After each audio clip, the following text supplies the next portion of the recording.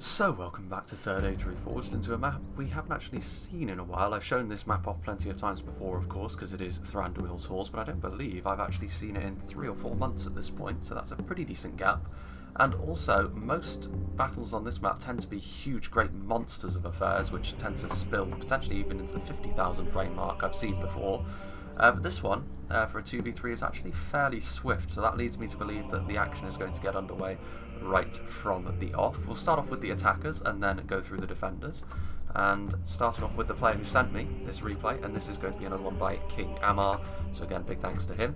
I wouldn't be able to do videos as often as I do without people sending me replays, certainly, and oftentimes I get sent replays of pretty decent quality, and I have high hopes for this one as well. So we have some Uruk-hai Raiders here at the front. Obviously the basic grunt work will be done by these guys, obviously a decent sort of analogous to a lot of the other basic Orc infantry stuff like the heavy goblins.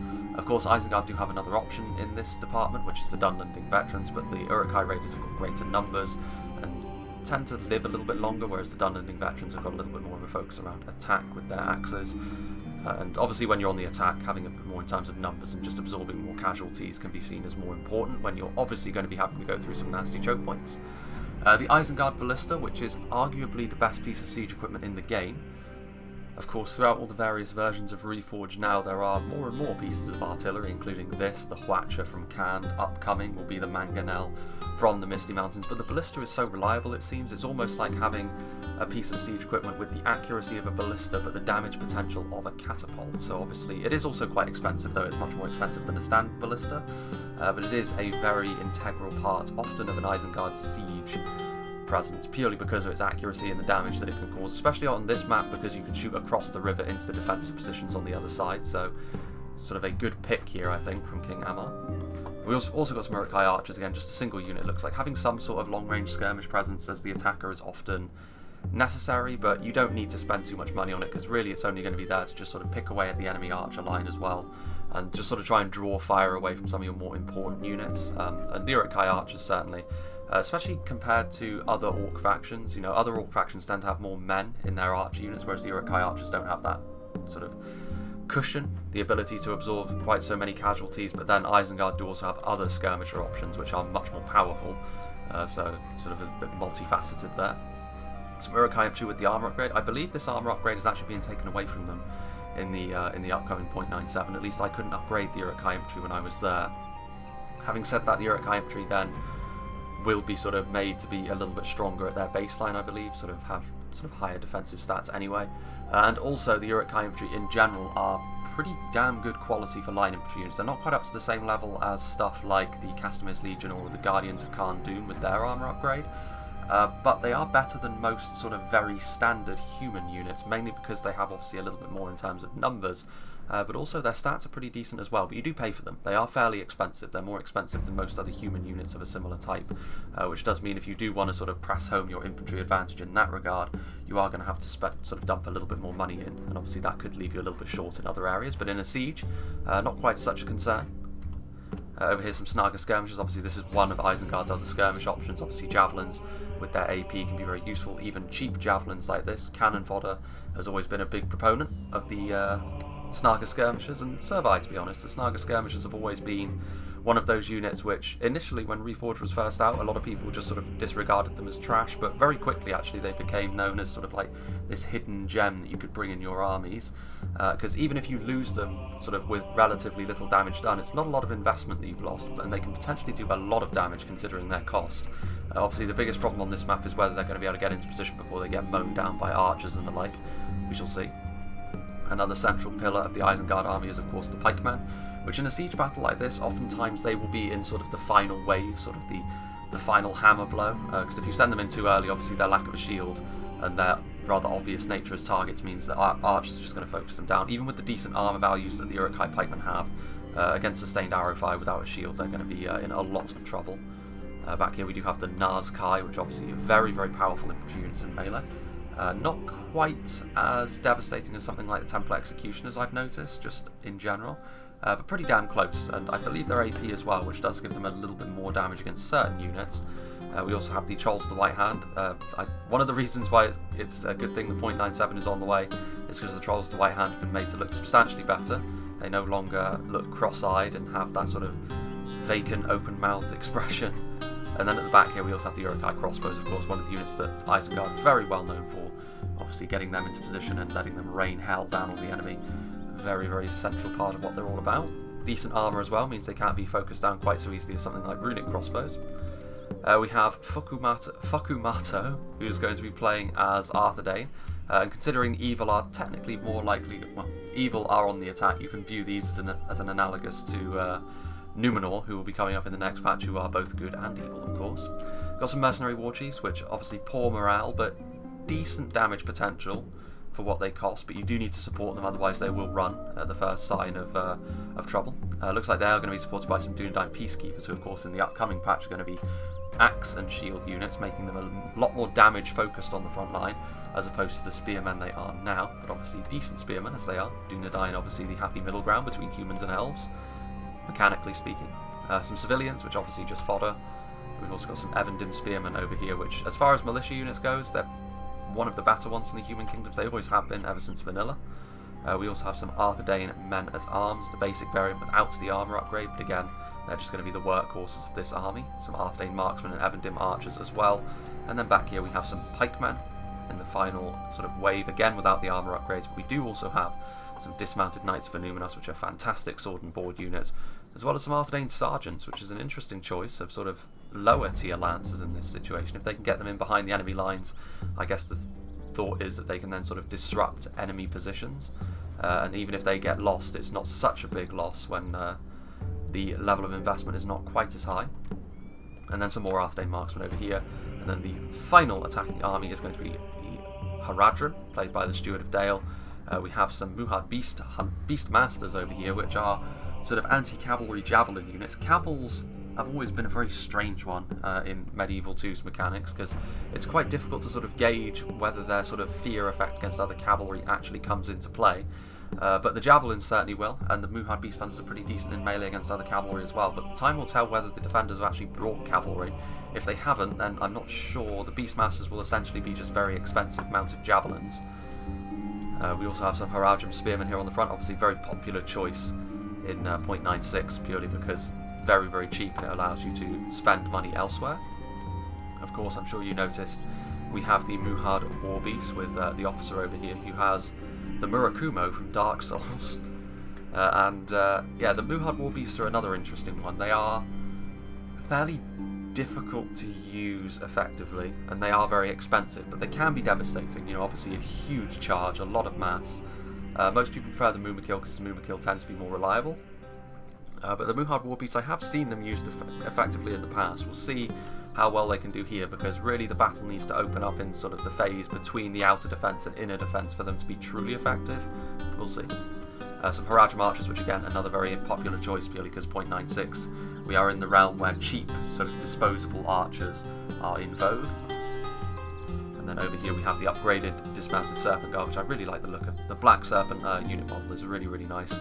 And with the armour upgrade, they're pretty strong. Again, they are relatively similar in terms of quality to something like the Urukai infantry. Not quite as good as some of the really strong line infantry, but better than your run-of-the-mill stuff. So with the armour upgrade especially, could be a decent choice here from Harad. We've also got some Beast Hunters, so more Javelins from Harad, all Demons of the Desert as well. Here in the middle, obviously, very, very devastating, sending units flying with their projectiles. And then at the back, we've got 2 units of Trollmen, and then in the middle, the General's unit is going to be the Champions of Nafrat. So the really strong stuff here at the back, the Trollmen units. A very disposable first wave, more Beastmasters on the other side as well, so 2 units of Beastmasters, interesting. And also some Hashari Shadows as well, so some mounted Rangers. There could be some regular Hashari in here as well, but it's obviously very difficult to see when they're both in the trees and can hide anywhere. So pretty decent armies all round, I think. I think Arthedain has got most of the sort of basic fodder, can be backed up by the first waves of Harad and Isengard, and then Isengard and Harad's more quality-focused rear lines can then come in for the final hammer blow. So we have Dollar Elf playing as Lyndon, and I believe we have, DF Peak, who's going to be playing as Cardlin as the 2 defenders. So, let's go through Lyndon first of all. I think Lyndon obviously very, very strong in 0.96. They're hybrid units. Very, very easy to play, I find Lyndon. Of all the elves, they're certainly the easiest to play. Imladris You could say that Imladris are easy to play as well, purely because oftentimes you have to be aggressive with your infantry and just sort of hope that your quality carries you over the line. But I feel like there's more margin for error with Linden, which certainly makes them sort of the easiest of all the elves to play. The Harlinden infantry and the Mithlon pikemen, obviously, Harlinden infantry combined with either of Linden's 2 pike units are a very popular choice for the front line, purely because you have the elven skill sort of shielded line infantry units guarding the pikes to make sure they can't be pushed through quite so easily. A lot of skill as well, even in the basic Linden units, to make up for their lack of armour. Over here, of course, we have some 4 Linden archers, which again, elven arrows, very accurate, finding their mark, but 4 Linden archers, the weakness is obviously they don't have a lot of armour, but generally speaking, with a defensive position like this, that isn't going to be too much of a problem. 4 Linden marines here as well, javelin spear hybrids, excellent for zoning out cavalry. Basically a more user-friendly version and cheaper version of the Maith Ilaz Gelen. We have the Harlinden Guard as well, which again, spear archer hybrids, making it's really difficult to sort of charge down Linden's skirmish line efficiently, purely because of all these sort of spear hybrid units, which is one of the reasons why they are quite user-friendly to play. One mistake with your Cav micro doesn't kill you off quite so easily. 4 Linden marines, as well as back here some Noldorin Blade Masters, which is the General's Bodyguard unit. Very, very skillful heavy elven swordsmen, which overall they are on a similar level, if not slightly stronger in one-to-one duels than stuff like Temple Executioners and Haven Guard, purely because their bigger focus on skill means they can last even longer in melee, but they do have less armour, of course. Noldorin Guard, which as far as heavy infantry goes, this is going to be the model for the Blade Masters in the future as well, which is good because, you know, they look terrific, obviously. Harlinden infantry over here, a second unit of Noldorin Guard, obviously the defenders have got more money to play with. 4 Linden pikemen here in the middle, backed up by some Harlinden infantry in close proximity. Mithlond marines as well, which they are not spear hybrids, they're line infantry hybrids. They're pretty decent in melee and can beat most sort of standard units one-to-one. But obviously by the time they're being committed, it's probably as a reserve unit in melee after their javelins have been flung. So we'll see how well they can do. More Harlinden Guard here at the back. Linden spread out a little bit here, we've got some more Mithlond marines. More 4 Linden archers, as well as, well, here we get into Cardlin's army now. So starting off with Peak's army, we have the Wardens of Tirn Gorthad, which are a pretty important unit for Cardlin, honestly, because you do need those morale buffers to keep Cardlin's infantry in line with their generally lower morale, and the Wardens of Tirn Gorthad are often used for that, purely because you can embed them right in the middle of the phalanx, and they should keep things in order for longer. Good pike unit as well. We also have the Tharbad Warhammers, which can perform a similar role. Obviously, very, very strong AP damage on these guys, multiple HP as well. Not going to be easy to break through. But obviously, the main draw of playing as Cardlin really is the variety of crossbowmen that you have. Lots of AP at range, and the Miniscarithlan sharpshooters are not only AP at range, but also in melee, because they double as macemen in melee. Obviously, you know, they are still rather makeshift line infantry units, so their stats in melee are decent, but they're not over the top.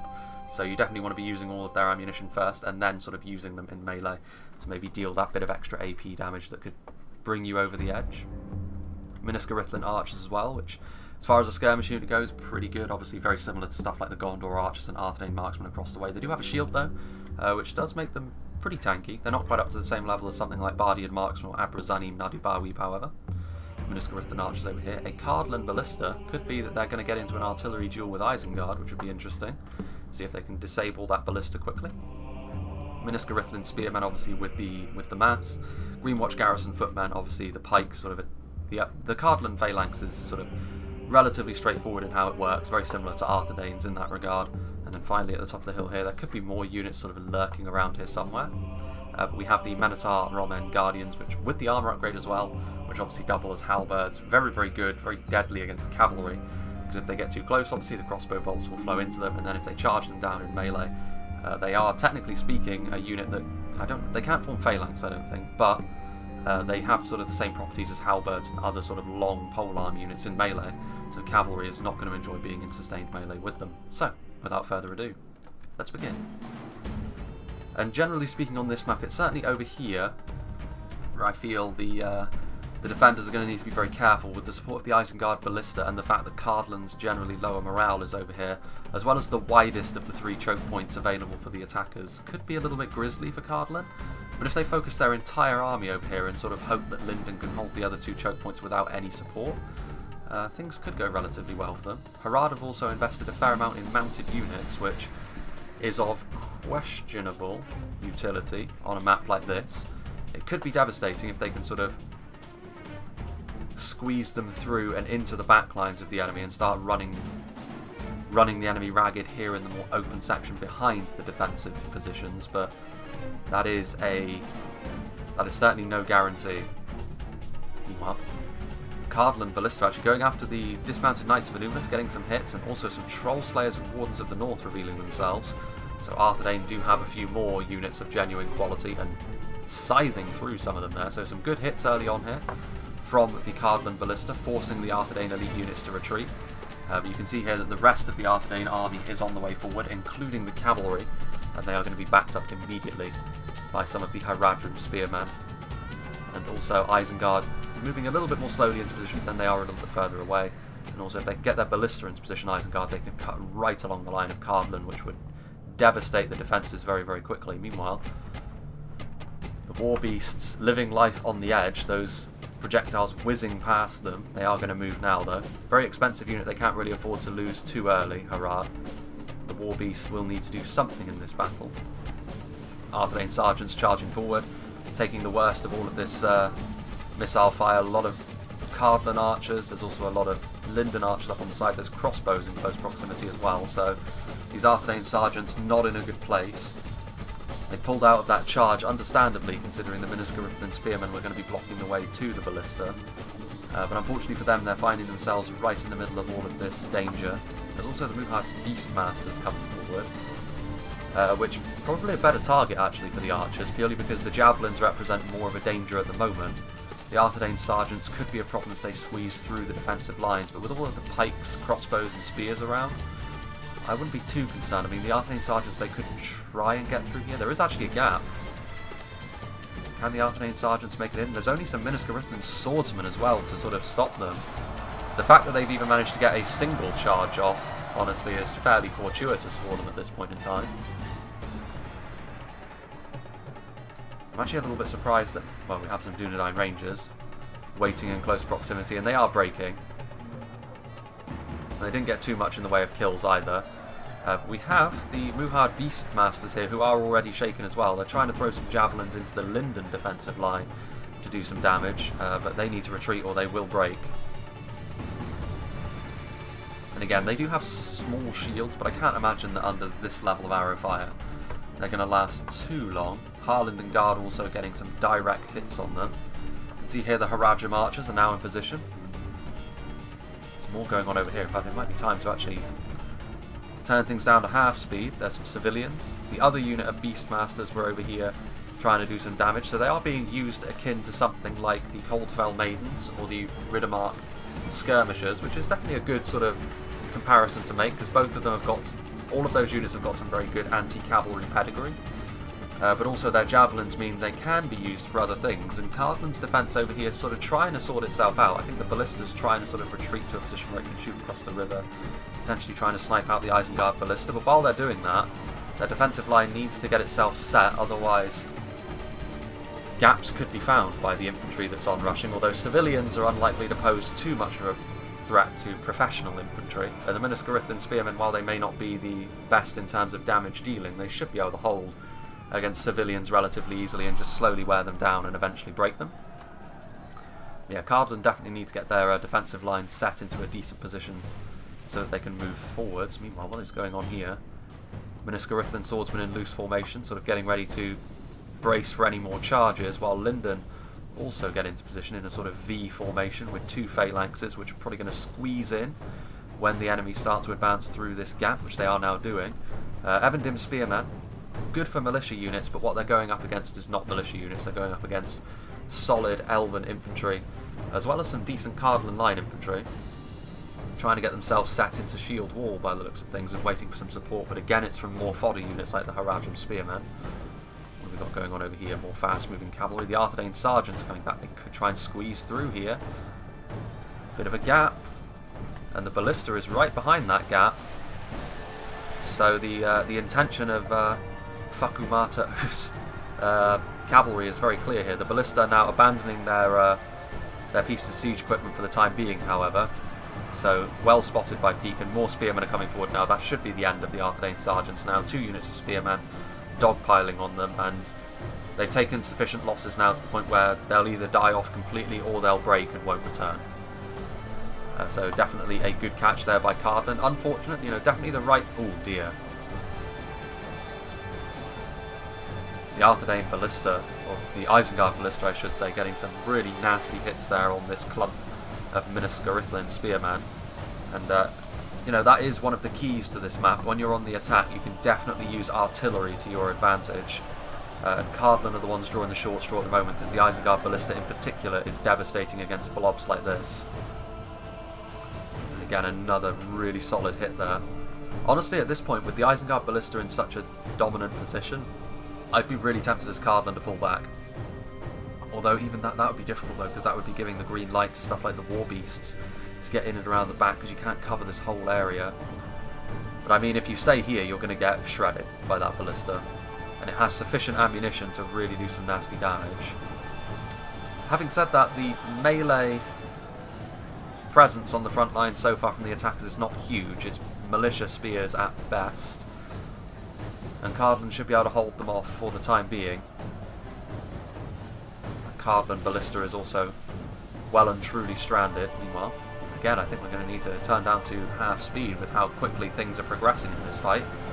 I thought things would get underway quickly, but not this quickly. Meanwhile, this defensive line, interestingly enough, usually you see the defenders try to hold the narrower part of the choke point, but here the V formation is in position. But the Linden units are actually not really aiding the Minas-Garithlin swordsmen at all. You can see here the Vuhad Beastmasters are getting shaken up. Here comes some upgraded Serpent Guard, as well as the Arthedain Pikemen as well, although a lot of these units are shaken. The presence of those Dunedain Rangers and 4 Linden Archers up on the hill there. Perfect position to shoot into this blob, but if the attackers do keep up being really aggressive here through the middle, they could break through here. Mass is one problem that Linden do have. Fewer unit models. There's also the first engagement happening over on this side as well, although it is only a single unit of upgraded Serpent Guard, which they're actually doing decently. Balance of forces is evenly matched, but over time, the combination of Harlinden Infantry and Mithlon Pikemen, the effective Linden Phalanx, is definitely going to be able to hold this single Haradrim line infantry unit at bay. Some support on the way over here from Arthedain, however, so they are attacking all of the outer choke points with good aggression here, the attackers. I like it. Not backwards in coming forwards. Obviously this will cost them as well. They will take losses from doing this, but if the defenders are not ready to meet these advances, then ultimately these attacks will start to bear fruit as time goes on. The Horns of Tirn Gorthad getting in here to the aid of their Minas-Garithlin swordsmen, which the Linden units seem reluctant to do, weirdly enough. They set up their V formation and are now reluctant to leave it. The Isengard Ballista starting to reform, and you can see that Cardland have retreated a little bit. More out of well, I say retreated. A lot of their units are starting to rout off and break because of the Isengard Ballista, which on this map, when you're the defender, you should always expect that the enemy is going to have artillery across the way and start shooting into your position. Either over on that side, where Harad are laying siege to Linden, or over on this side. And in this situation, it is Cardland who are targeted, and Cardland's lower morale in general starting to come into play. The Thieves of Tharbad have taken some losses. They're now revealing themselves, trying to get forward. One problem that they may have now is a lot of the basic Cardland units have started to rout off, which does mean a lot of the Greenwatch Garrison footmen are going to be without support in front. So they could be pushed through. You can also see here that these Haradrim spearmen are broken and fighting to the death, pursuing the enemy too far. These Minas-Garithlin spearmen are still alive. But a few units of more quality are coming forward. There's more Serpent Guard over on this front. There's also Mercenary War Chiefs, which should do decent damage. Isengard's units are starting to make an appearance as well, with these Uruk-hai Raiders coming forward. There's a lot of arrow fire coming in though. Minas-Garithlin Sharpshooters as well, so those are crossbow bolts. The Haradrim Archers doing their best to soften up the enemy lines as well, and these sort of lower quality archers should be doing sort of the occasional bit of chip damage to Cardland's front line, which, I mean, at this point, going after those Greenwatch Garrison footmen would not be a bad idea. Mithlon Marines coming over here, so that's going to be javelins as well. Good to see Linden coming to the aid of his somewhat beleaguered ally, because Cardland are going to need it. That's a lot of friendly fire, actually. That is one of the issues with the Isengard Ballista. It does not discriminate, and it is sort of scything through their own units now.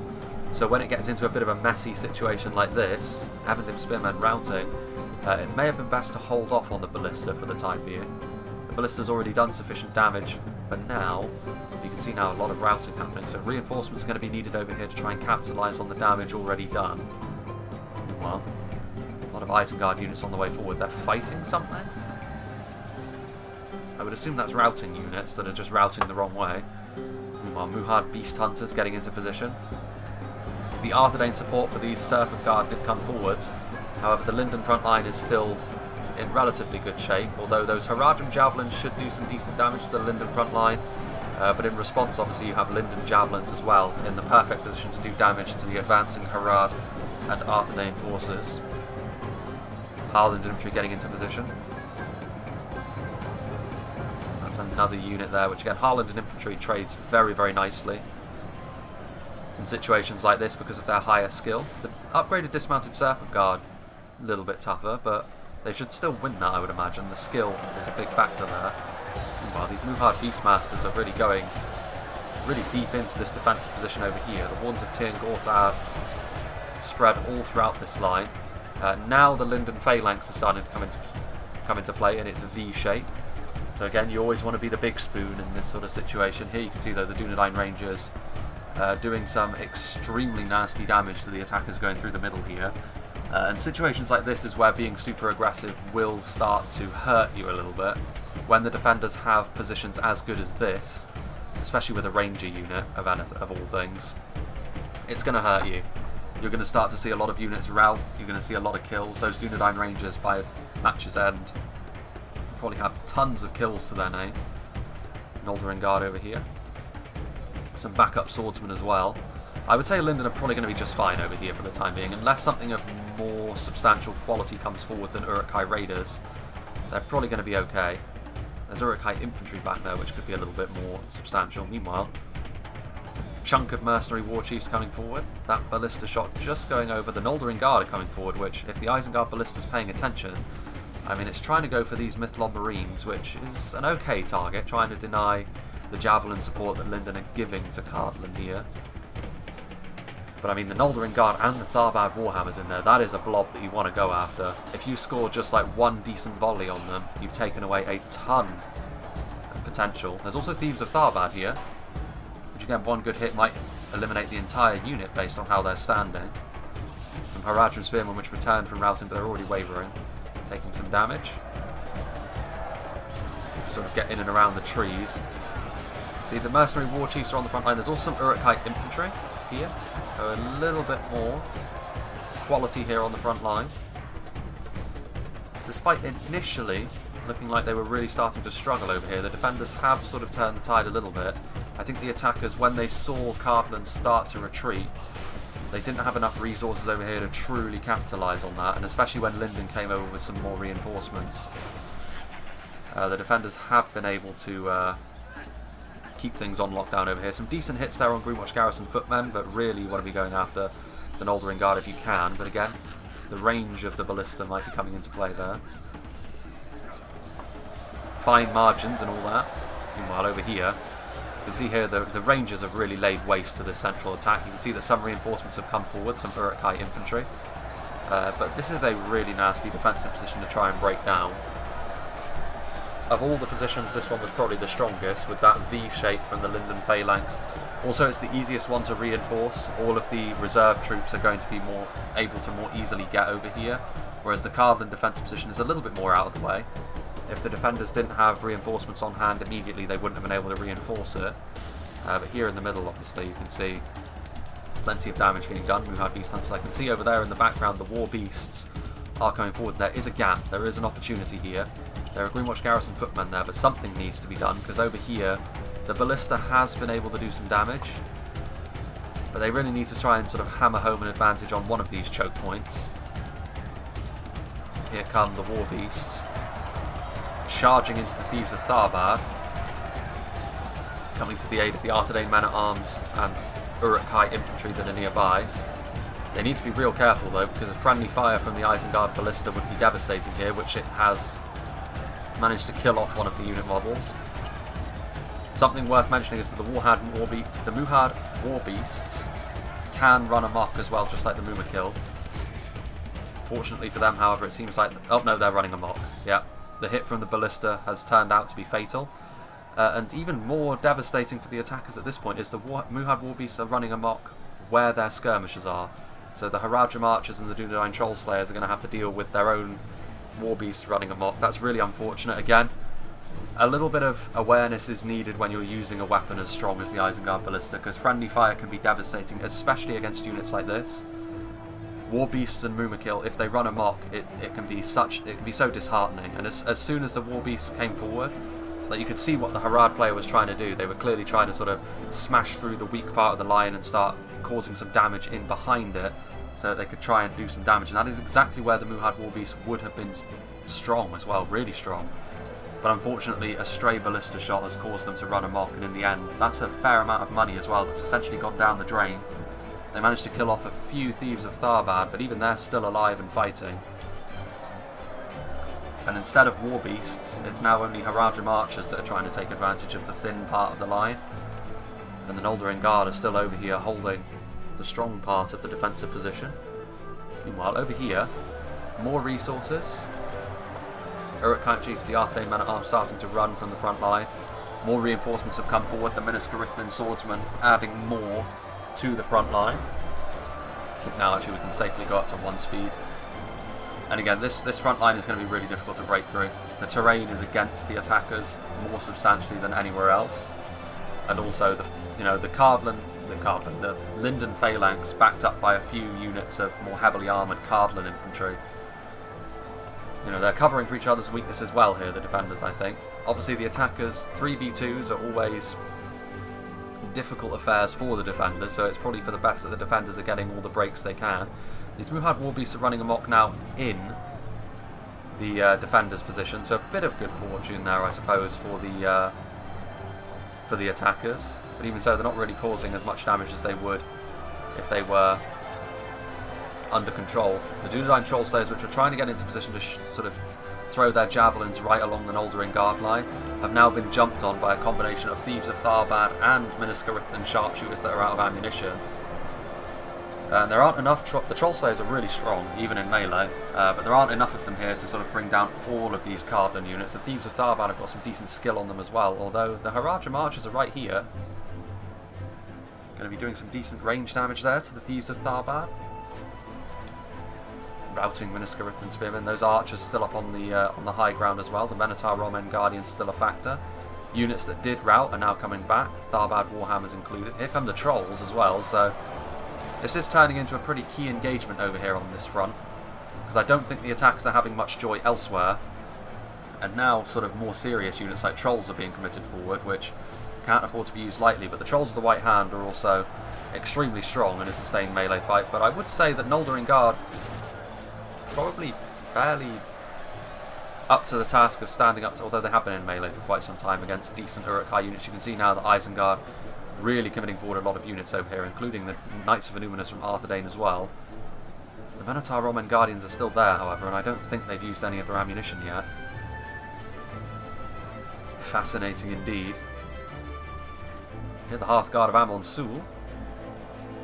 Looks like they just ran out of ammunition actually, because they pulled their spears out, but they can be used as multiple HP spears as well. Things continuing to go very poorly for the attackers here in the middle. The V-shaped phalanx has hardly moved. And as if that wasn't enough, where the Dunedain Rangers were stood before, the Wardens of Alos Tyrion are now going to be moving into that very same position, so no rest for the weary. The defenders are not going to budge from this central choke point. It is going to have to be elsewhere that the attackers make their gains. Minas Tirith swordsmen are now retreating, because over here the attackers have broken and are now having to leave. Hashari Shadows may be trying to get into position to do some body-piercing damage. But yeah, total victory for the defenders over on this side. There's a lot of arrow fire coming in here from Hashari Shadows, Arthedain Marksmen. There's Trollmen moving forward now as well. Very aggressive pushes by the attackers, but the defenders have held firm. Here comes some pikemen moving into the middle here as well, which there comes a point when, you know, I'm a big fan of aggression, really I am. But there comes a point when you have to realise that some advances are foolhardy. Like going into this position here with Trollmen and Pikemen, when there are Wardens of Alos Tyrion poised to strike. I don't think this is going to go too well. The Pikemen in particular would be ripped apart by the Wardens if they start firing now. So really the attackers are going to have to rely on this position over here to do the damage. The Harlindengarde are here. The Miniscarithan sharpshooters still firing in with their crossbow bolts. We aren't even halfway through yet, however. So there may be more to this fight. Meanwhile, you see the Harlindengarde coming to the aid of the Miniscarithan sharpshooters and the Thieves of Tharbad over here. But Cardin's lower morale coming into play there a little bit. Even with support, they're starting to become shaken. There are no morale buffing units nearby, I suppose. Actually, that's a lie, isn't it? Aren't there Tharbad Warhammers near? Well, you can see here the Trolls of the White Hand have been laid low. The nearby proximity of the Tharbad Warhammer certainly would have helped with that. A very strong, armour-piercing, multiple HP shock infantry unit such as that. Even the Trolls of the White Hand, the juggernauts that they are, not really up to the task. That's that Muhad Warbeast still running amok. Here are the Wardens of the North who have taken horrendous casualties. It can be difficult to keep track of all of these ranged units in fights like this, but I can only assume that the Miniscarithan sharpshooters got hold of them, because they can't be brought down easily. They're multiple HP, but crossbow bolts certainly can do such things. They have lost half their men. Haradrim archers now out of ammunition, being committed to melee. More meat for the grinder. And I'm not certain the attackers have got huge amounts of resources left. Everton archers routing off. Yeah, here we can see the truly devastating position that surely the Dunedain Rangers still have ammunition actually, so both units of Rangers are here. Looks like they're sort of reorganising themselves. The Trollmen, victory seems certain. That's interesting, because that is a lot of pikes, and you can actually see here the attackers starting to cause a bit of a dent in this phalanx at this point, but unfortunately for them, all that's doing is opening them up for javelin and ballista fire. There's also Menotar Romen Guardians coming over here. There's 2 units of Rangers, 1 unit of regular archers, 1 unit of javelins, a ballista, and a unit of crossbows, which, you know, unsurprisingly is causing a bit of a mass rout. They have lost half their men. Well, attrition may well come to the rescue of the attackers here. But even then, I'm not so sure. I mean, over on this side might be the attackers' best bet at this point. They've sent forward the Trollmen. There's also the Nazkai over here. Half our force remains. I think maybe the Wardens of Alos Tyrian are trying to lend a hand, but with the Nazkai and the Trollmen, mercenary war chiefs here on the front line as well, this should be enough to give the attackers a way in. And they need one badly at this point, although Noldering Guard are on the way forward, so again, the defenders on point with their reinforcements. Even the Noldering Guard, though, this is a fairly scary blob of attacking infantry. Probably the last real assault they're going to be able to mount. If these assaults that they're mounting right now, if none of them pay off, that might be the end of their hopes of winning here. Wardens of the North still firing. I mean, slowly but surely, this front line over here as well is starting to look a little bit more ropey. Knights of Illuminus have taken a lot of damage, but at this point all they're up against are Miniscarithan archers and very battered and bruised units of Thieves of Tharbad. They do have the backup of the Uruk-hai as well. Another unit of Miniscarithan archers coming down here, so at this point the defenders having to throw in units into situations where they wouldn't normally be at home, but just sort of trying to hold the lines at this point. Not any reinforcements in close proximity either, so this really is all the defenders are going to get at this point. The Tharbad Warhammers are still here. I'm not sure if there are any Noldering Guard left alive. There are a few. I mean, if the attackers were to send reinforcements over here, which it looks like they're going to, the Champions of Nathrat as well, as some sort of more fodder-based units, could be hope for them over on this side and over on the other flank. But in the middle, all of those ranged units that are so devastating. I mean, even here in the middle, actually, the phalanx looking a little bit less scary, but there you can see the body-piercing projectiles ripping through the Uruk-hai infantry. 4 Lidda Marines getting up on the hill. The Cardland Ballista is still firing as well, which in the end has proved to be worth it. I feared they would lose that early on to the Isengard Ballista when they abandoned it and had to try and go back and get it, but they managed to escape with it, which could prove to be another decisive factor in this battle. Hearthguard of Amon Sul also heading over here with the Noldorin Guard to try and slow down the attackers, but the attackers still making inroads over here. The Nazkai and the Trollmen together, with the support of some of these sort of more base Arthurdane units, proving themselves very difficult to slow down. I mean, the Hearthguard will do it purely because they are so tanky, but they won't exactly kill too many in response. And at this point, I mean, there are the Noldorin Blade Masters, which the time to commit them might be now. Fire arrows coming in from Arthurdane marksmen, trying to go after the Rangers, but they're having to sort of shoot over the cliff and tree line, making the shots a little bit more difficult to land. Wands of Alostirian getting into a more advantageous position by the looks of things. It looks as though the Linden Pikes are trying to sort of reorganise themselves to fight a more effective battle. Fall into Marines over here. What is going on here? Defeat seems certain for the defenders over on this front. The Hashari Shadows doing what they can to soften up the enemy front line. The Champions of Nafrat are now on the front line, as well as whatever else can be spared. Not many dismounted Knights of Illuminas left, but at this point the defenders are running out of resources. And obviously it is a 2v3, so despite the fact that their defences have held resolutely up till now, they're starting to run out of men to actually man the front lines with. And the Hashari Shadows getting themselves into a good position. There's pikemen as well, ready to reinforce. Snaga skirmishers.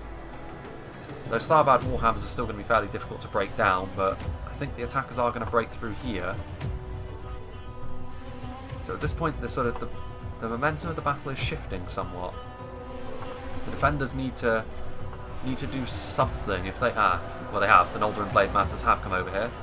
Good to see that Dollar Elf is on top of things, because that does mean that they are going to win over here, which will free up a battered unit of Noldorin Guard. But the Hearthguard of Amon Sul and the Noldorin Blade Masters are going to be bigger factors in the late game, you would imagine.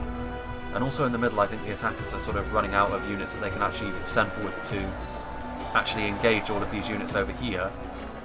Which means the attackers do need to be victorious over there quickly, otherwise the defenders are going to be able to form up another defensive line for them. Uruk-hai infantry. What's left, so it really is the dregs over here at this point. This defensive line here in the middle is held. The Phalanxes were just too strong. The Snaga trying to do some damage. You can see here actually the Wards of Alostirian seeing the danger over here that these units represent, trying to do some damage, and actually scoring some decent hits here on the Snaga. You can see here as well that the defensive lines are getting pushed back more and more. These fall into Marines actually in real danger. The Minotaur Romen Guardians trying to do as much damage as they possibly can, but the Champions of Nafarat were really the anvil that broke the camel's back there. The defensive line was tiring when they arrived, and the Champions of Nafarat are a big presence on the front line with the damage they can do. The Haradrim horn blaring.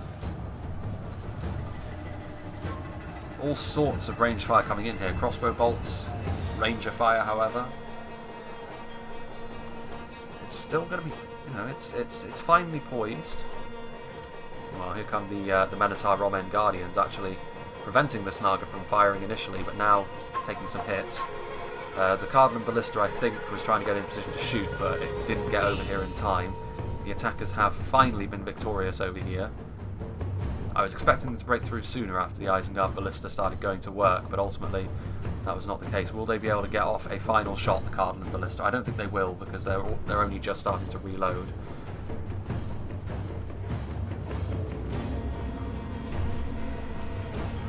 Also, there are Champions of Nafarat nearby. As they slowly winch, yeah, they rout it.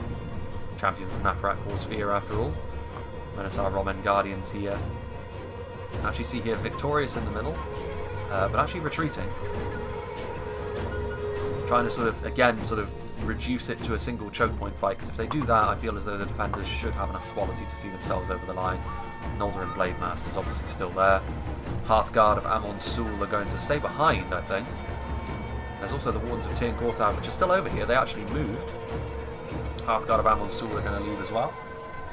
Again, another strong unit they can use in the late game. I'm wondering who has the ranged advantage here at this point. Uruk-hai crossbows are down here fighting off against Harlinden Guard. The Harlinden Guard are wavering. They're so far behind enemy lines and they do rout.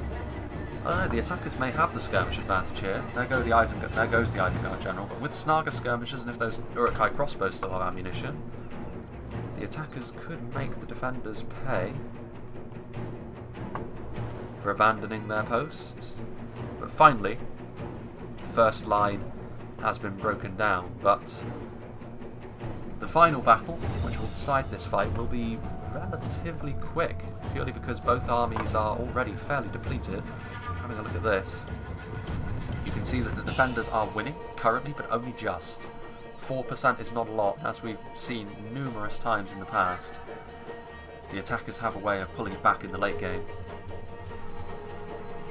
Little Marines running from the hills, so it probably is for the best that they did retreat. Staying in position would have allowed them to be surrounded. The real question is going to be one of quality though, because I believe the only unit of like supreme quality that the attackers have left are these guys, the champions of Neferat. I'm not sure. I mean, the dismounted knights of Numinous are here, but they're so depleted at this point.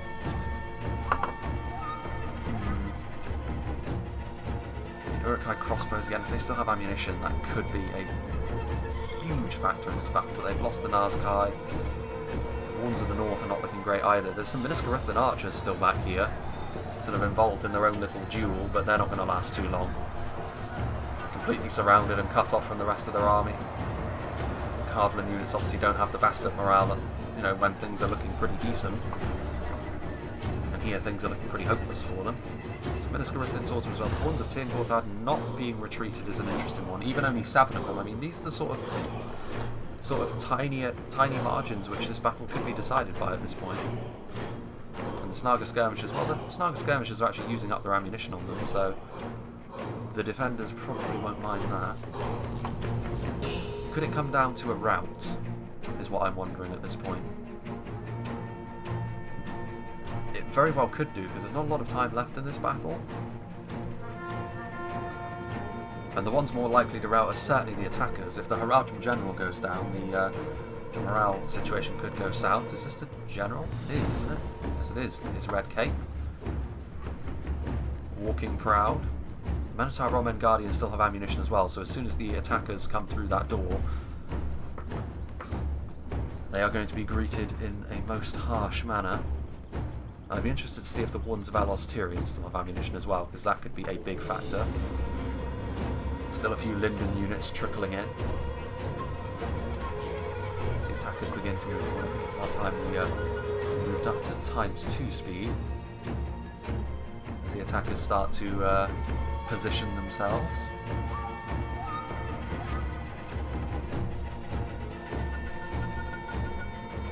Have anything else? I mean, again, but all these armies at this point are low on manpower. No, I think the defenders could certainly do this. Even if the attackers do have more skirmish ammunition, they have to actually get into Thranduil's halls to actually use it. And as soon as they go into Thranduil's halls, they're going to get hit by the Minotaur Roman Guardians. Here we go. The battle will be decided quickly. The Arthedain General is still alive as well, though he is in a very depleted unit indeed. What happened to the Minotaur Guardians? Noldorin Blade Masters are out of harm's way. Where did the Minotaur Roman Guardians go? Am I just blind? Am I legally blind? Oh, whatever. Here we go. The attackers will be heading through the door at any moment, I'm sure. The suspense, it's just going to be a unit of depleted Haradrim skirmishers that they send in first, isn't it? I can only imagine a rout is how this fight is going to end, because there's not a lot of time left. The onus is on the attackers to actually move into this building. You can't just sit back. Here we go. Hearthguard of Amon Sul moving into position. The Snaga skirmishers are the ones that are going to be. There's also the champions of Neferat. There are the Minotaur Roman Guardians. So I think that this battle, based on the amount of time left, could very well end in a rout as a result of the crossbow fire. because the defenders are certainly not going to rout. They've got Noldorin Blade Masters, Hearthguard of Amon Sul, units which will not rout.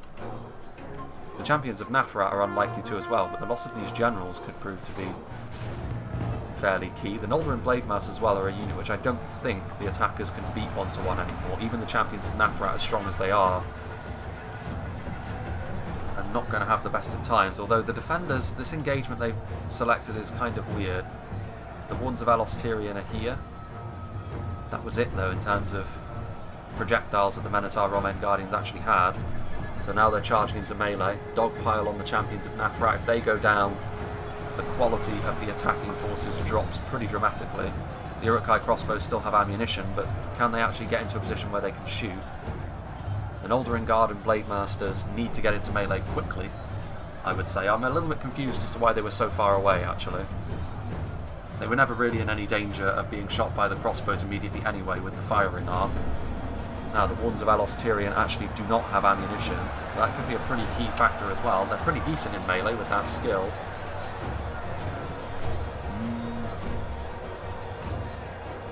1,500 frames left to go and it's still finely poised. The Noldorin Blade Masters need to get their hustle on here. Their army needs them in melee badly. I mean, the champions of Nathrat are being defeated now. The Noldorin Guard are on the front line, but again, it would really suck for the defenders if they lost purely because the Noldorin Blade Masters were too far away from the engagement as it happened. Yeah, and at this point the champions of Nathrat, they found themselves cut off from the rest of their army, the Minotaur Romen Guardians preventing any sort of reinforcements getting to them, and the defenders are going to win this.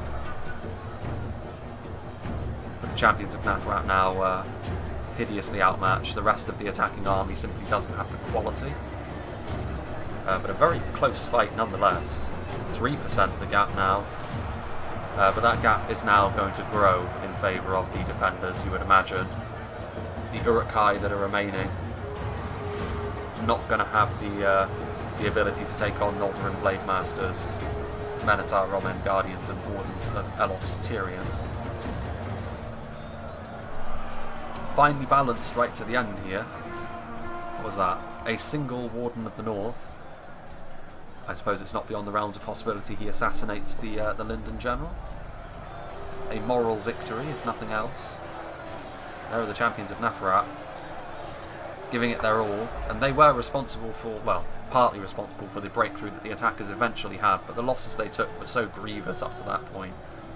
Like the Dunedain Rangers, Wardens of Elos, all of the skirmishes really for the defenders, especially on that middle choke point, the attackers took so many losses.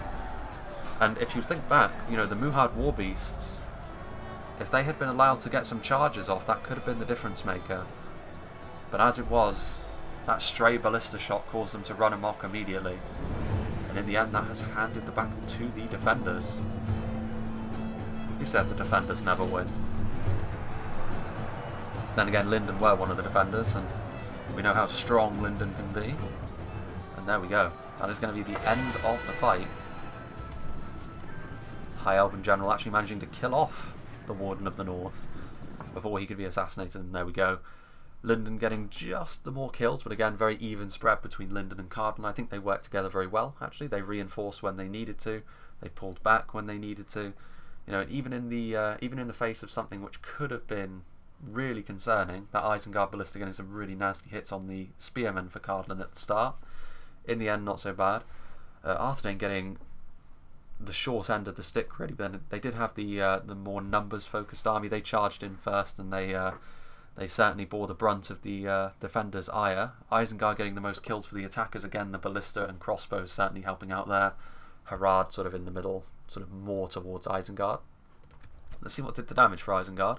And yeah, it was the ballista. Like 318 kills, getting some really nice hits there on the initial Cardolan defences. Nazkai getting a decent amount of kills. The Trolls, unfortunately, they moved in and did some damage. And you know, the damage they did could be seen as helping, sort of loosening the jar before it was opened, as it were, when the champions of Nathrat came forward. But they did take a lot of damage to the Tharbad Warhammers and Noldorin Guard. The Pikemen, very differing fortunes. The one that got only 5 kills almost certainly was just butchered by Rangers. Snaga Skirmish is getting decent kills again. Fairly even kills across the board, other than with the Nazkai and the Ballista, and then that one unit of Pikes which only got 5. So yeah, big thank you to King Ammar for sending this battle to me. The defenders have won on Thranduil's halls, which is rare enough in and of itself. Usually the attackers with superior numbers find a way to win on Thranduil's halls, as I've noted in the past. But yeah, I hope you enjoyed this, and I hope you will join me for whatever is next, which I'm not really sure about the schedule of how things are going to work, but it could well be a completely different type of video. It will still be related to Total War, but it'll be, again, as I said in the previous video, in the sort of 2v2v2v2 race war, it's going to be sort of completely different to what I've done before. We'll see when that comes out. I'm not entirely sure how the schedule is going to work, as I said, but it's probably more likely, honestly, that the battle after this is going to be another battle replay on Reforged, and I've got one on the Grey Havens and one on Hornburg, which I recorded actually before the new year, because I had 2 Hornburg battles, but I'm not entirely sure in what order I'm going to be doing those, so we'll see. Regardless, I hope you enjoyed this, and I hope you will join me for whatever is next.